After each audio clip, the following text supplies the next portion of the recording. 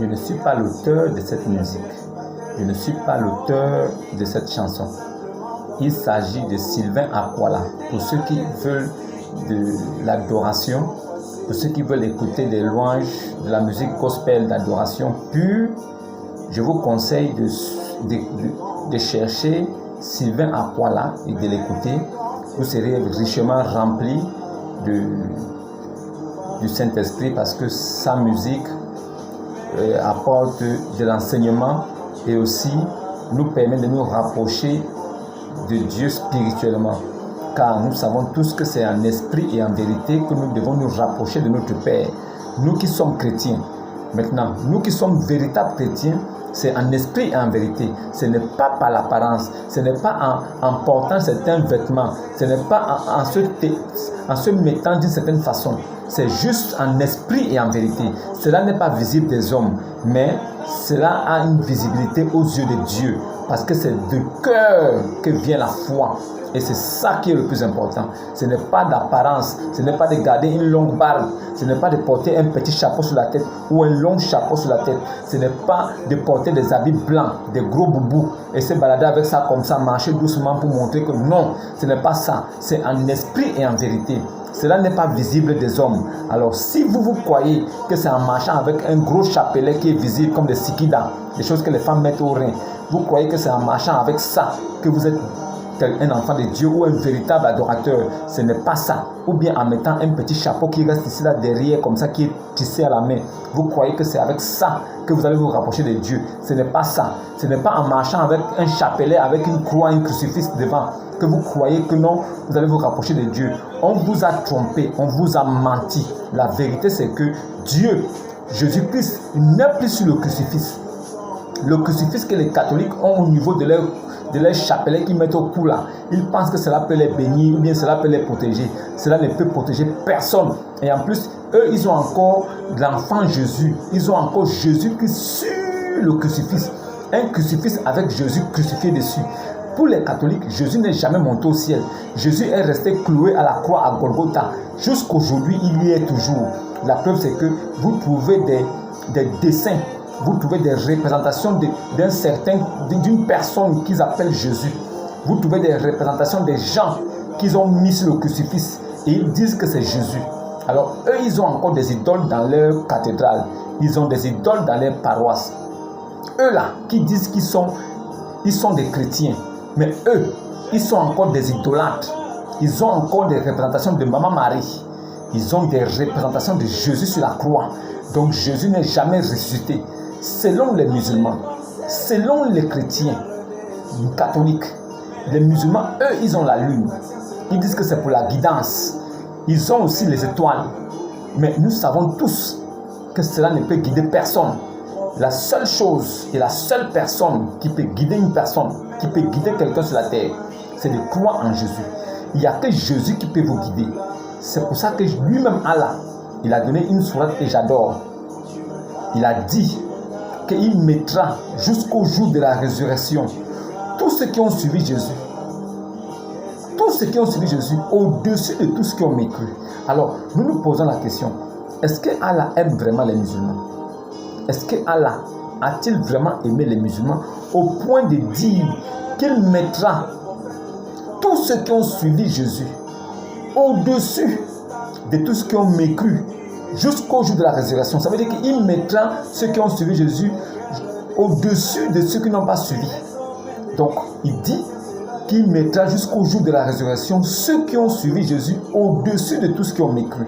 Donc, de maintenant, d'hier, où nous ne vivions pas hier, mais d'hier jusqu'aujourd'hui, jusqu'au futur lointain, Allah a décidé qu'il mettra tous ceux qui ont suivi Jésus au-dessus de tous ceux qui ont mécru. Alors, quels sont ceux qui ont suivi Jésus? Ceux qui ont suivi Jésus, c'est ceux qui ont pris le baptême au nom de Jésus. Ceux qui ont suivi Jésus, c'est ceux qui ont pris le baptême au nom du Seigneur Jésus. Ce sont ceux-là qui ont suivi Jésus. Si quelqu'un vous dit qu'il croit en Jésus, posez-lui la question, est-ce que tu as pris ton baptême? Le baptême, c'est la nouvelle naissance. Si tu ne passes pas par les eaux du baptême, tu ne peux pas naître de nouveau. Quelle est la partie de notre corps, de notre être qui naît de nouveau? c'est la partie intérieure, c'est la partie esprit et âme qui naissent de nouveau. C'est cette partie-là qui hérite du royaume des cieux. Ce n'est pas le côté charnel. Alors certaines religions qui croient que c'est le côté charnel qui hérite du royaume des cieux. Voilà pourquoi ils se donnent des tâches à faire comme des esclaves. Ils font des choses qui n'ont rien à voir avec la chrétienté. Ils se battent en faisant des œuvres. Ils pensent que c'est ça qui peut sauver. Non. Jésus-Christ a dit que si tu crois et que tu mets foi et que tu confesses dans ton cœur que lui est le Seigneur, alors tu bénéficies d'une grâce. C'est un don gratuit qui te permet d'être sauvé. Et cette grâce-là transcende la loi, va plus loin que la loi. Cette grâce-là te permet de devenir enfant de Dieu. Et si tu deviens enfant de Dieu, tu es sauvé tout de suite. Aucun véritable chrétien ne passera devant le trône blanc. Aucun véritable chrétien, enfant de Christ, ne passera au jugement dernier. Ceux qui espèrent et qui disent qu'ils vont passer au jugement dernier, ceux-là, ils iront en enfer. Si quelqu'un dit de son vivant, il n'est pas encore sûr qu'il est sauvé, mais il attend au jour dernier qu'il saura vraiment s'il est sauvé.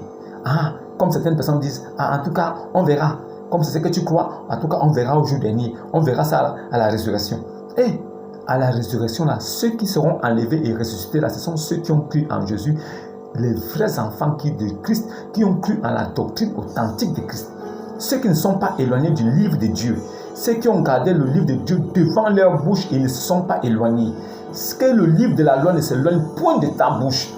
Que tu respectes tout ce qui est enseigné à l'intérieur, que tu n'ajoutes rien et que tu ne retranches rien. Ceux-là seront sauvés. Ceux-là seront enlevés. Ceux-là, ils seront ressuscités des morts. Ceux qui ne font pas ça, mais qui se disent chrétiens, mais qui font ce qui n'est pas écrit. Ceux qui se disent chrétiens, mais qui font des choses qu'on ne trouve pas dans les Saintes Écritures. Ceux-là, ce sont des religieux. Ils ont déjà leur chemin bien tracé. Leur boulevard est large.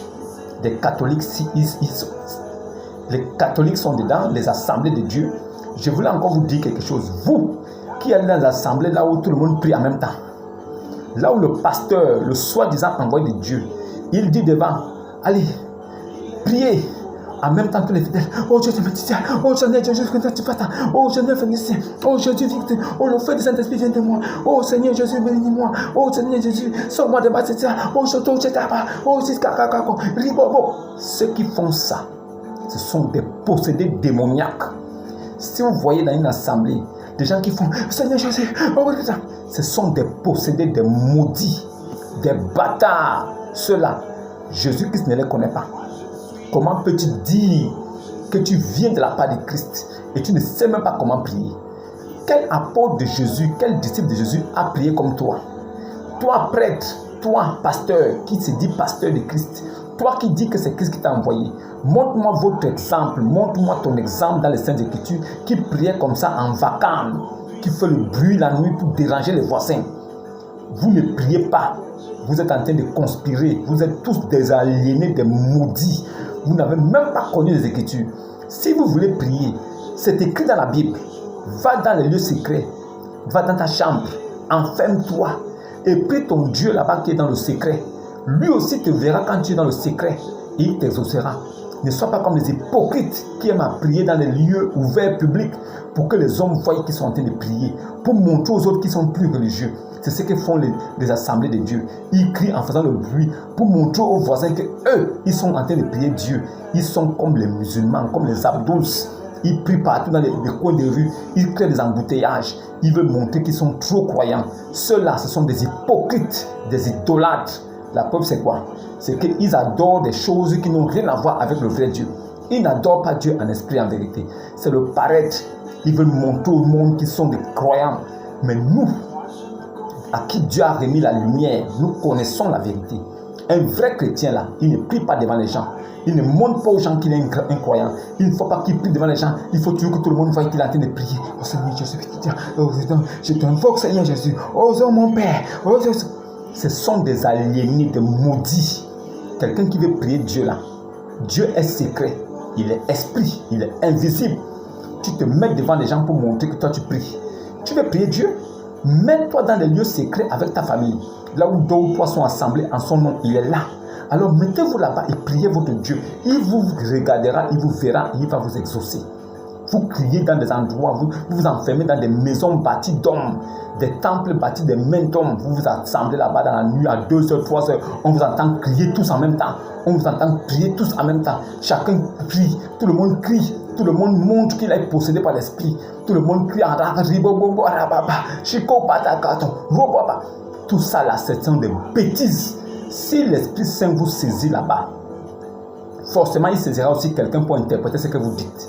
Des assemblées là où le pasteur parle en langue, la maman pastrice parle en langue, le fidèle aussi parle, les chantres alors c'est les meilleurs parleurs en langue. Ils veulent, surtout les femmes, elles veulent montrer qu'elles sont des grandes parleurs en langue. D'autres même se laissent tomber pour montrer l'émotion les remplit, la séduction. Ils veulent faire croire aux gens que c'est l'Esprit Saint. L'Esprit Saint ne se manifeste pas comme ça, vous n'avez rien compris. Vous êtes tous des égarés. Si c'est comme ça que l'Esprit Saint se manifeste, c'est que c'est un catcheur. Donc l'Esprit Saint, c'est John Fury, c'est Francis Ngannou. L'Esprit Saint, c'est un bagarreur de rue. Quand il vient, il saisit les gens, il met les prises. D'autres tombent même. Oh, mon bien, mon bien. Donc, ça veut dire que le Saint-Esprit saisit même les pieds, il bloque. Il fait les prises. Et les gens sont dans ça parce qu'il n'y a rien dans la tête. Mon peuple périt faute de connaissances. Ce manque de connaissances, ça vous a rendu constipé. Vous avez une constipation spirituelle. Vous n'êtes même pas chrétien. Les assemblées de Dieu sont des égarés. Ce sont des aliénés, ils sont des bâtards. Jésus-Christ ne vous connaît même pas. Continuez à crier comme des animaux sauvages dans vos assemblées. Vous croyez que le lieu où vous vous réunissez là, c'est ça qui est l'église. Vous croyez que le lieu là, c'est un lieu saint. Vous êtes des menteurs. Le lieu saint là, c'est vous. Si vous avez cru en Jésus et vous respectez les préceptes qu'il a recommandés, si vous êtes dans la véritable parole de Christ, sans tâche, si vous respectez la doctrine des apôtres, sans ajout d'homme, en ce moment-là, vous êtes des véritables enfants de Dieu. Alors vous pouvez hériter du royaume des cieux. Alors vous êtes des vrais enfants de Dieu et l'Esprit Saint viendra habiter en vous. Car c'est vous qui serez saints et qui serez le temple du Saint-Esprit. C'est vous qui devez être le temple du Saint-Esprit. C'est vous qui devez être l'église de Christ. C'est vous qui devez être l'épouse qui va à la rencontre de son maître, de son Seigneur, de son mari. C'est vous. Ce n'est pas des maisons où vous allez crier la nuit à 24h, à 1h du matin pour emmerder le voisinage. La nuisance sonore existe. On est dans un pays là où vous devez être des exemples de vie. Vous devez montrer qu'un chrétien, c'est quelqu'un de respectable et qui se respecte et de respectueux. Vous devez respecter l'intimité et le calme de ceux qui vous entourent. Vous devez opérer un comportement exemplaire. Vous ne devez pas nuire les autres qui sont autour de vous. Vous ne devez pas les emmerder avec votre bavardage. Vous criez la nuit, vous priez tous comme des fous. Vous êtes une bande de fous. Et à chaque fois que vous priez et vous parlez en langue, personne n'interprète. Même le pasteur, il finit de parler en langue, il le suce sa bouche, il boit un peu d'eau et il continue à parler. C'est un maudit. S'il finit de parler en langue, si votre pasteur finit de parler en langue, demandez-lui d'interpréter ça. Dès qu'il finit de parler en langue, demandez qu'il y ait un fidèle qui interprète. Parce que le Saint-Esprit, quand il saisit le pasteur, il doit saisir aussi quelqu'un dans l'assemblée pour interpréter ce que le pasteur a dit. Ça doit être une prophétie qui vient pour édifier le peuple. Il ne doit pas se réjouir lui-même pour montrer aux fidèles que lui parle tout en langue. Qui veut dire quoi? Qu'il parle avec Dieu. Ce maudit-là, il peut parler avec Dieu. Lui, il peut parler avec Dieu. Il connaît Dieu. Il est là pour votre argent, pour vos poches. Il n'est pas un envoyé de Christ. Ceux qui font ça dans les assemblées ne sont pas des envoyés de Christ. Ce sont des businessmen. Ils sont venus se faire de l'argent avec vous. Et vous ne comprenez rien. Vous êtes égarés. Restez dans ça. C'est l'enfer. Comme on vous a dit qu'il faut vous réunir dans des assemblées pour prier la nuit. Vous croyez que cette prière va faire quelque chose? On a dit là où 2 ou 3 sont assemblés à mon nom, je suis là. Si je suis assemblé avec ma femme à la maison et mon enfant, c'est déjà bon. Il est là. Il est là. Je n'ai pas besoin de donner de l'argent au pasteur pour qu'il prie pour moi. Je n'ai pas besoin de donner de l'argent au pasteur pour qu'il prie pour moi. Le pasteur est comme moi. Nous sommes tous frères. Il n'y a pas quelqu'un qui me dépasse dans l'assemblée. Le pasteur ne me dépasse pas. Si le pasteur, lui, il a reçu une portion un peu plus grande de l'esprit pour enseigner, alors qu'il enseigne ce qui est écrit. qui disent ce qui est écrit, qui n'inventent pas, qui ne disent pas quelque chose qu'on ne peut pas trouver dans le livre de Dieu. S'il dit quelque chose, il faut qu'on trouve ça dans le livre de Dieu. S'il dit quelque chose, demandez-lui c'est écrit où. C'est la question que vous posez à vos pasteurs. Ce que tu dis là est écrit où? Ce que tu dis là est écrit où? Si vous raisonnez comme ça avec vos pasteurs, vous aurez du plein succès et vous serez vainqueur parce que vous sortirez de ces filets de menteurs, vous sortirez de l'esclavage et vous deviendrez réellement enfant de Dieu parce que la vérité vous parviendra en même temps aussi. Parce que ces gars-là vous ont trompé pendant très longtemps et vous êtes restés dans ça. Ça veut dire que vous êtes tous égarés. Réveillez-vous. L'heure du réveil a sonné. C'est la révolution de Christ qui est en moi, qui vient vous animer pour que vous sachiez que vous avez été trompé toute votre vie, vous n'avez rien compris. Et aujourd'hui, la vérité vient vous affranchir. Dites Amen, parce que c'est la vérité de Dieu. Les pasteurs vous ont trompé avec le faux parler en langue, le parler en l'air. Il n'y a pas la vérité dans ce qu'ils disent. Et vous avez cru. Regardez ce que vous êtes devenu aujourd'hui. Regardez ce que vous êtes devenu aujourd'hui. Regardez votre état. Vous ne valez plus rien parce qu'il vous a trompé. Alors aujourd'hui, je voudrais vous donner une petite sourate. Une sourate qui me fait croire et qui me montre que Allah, il n'a pas cru. Allah, il n'a même pas cru en Mohammed. Allah, lui-même, Allah, il n'a pas cru en Mohammed. Cette sourate-là, je vous la donne. Mais je vous la donne et je vous la donne pour la prochaine vidéo. Mohammed, lui-même, il n'est pas compté parmi les prophètes de Dieu. Lui, Mohammed, il n'a pas été comptabilisé parmi les prophètes de Dieu. Cette vidéo-là, ne manquez pas la prochaine vidéo de celle-là. Celle qui va venir après celle que je suis en train de faire, ne la manquez pas. Vous allez comprendre que Mohammed, lui, il n'a pas été comptabilisé parmi les prophètes de Dieu. Lui-même, Allah l'a régné. Shalom et à demain. Audio Jungle.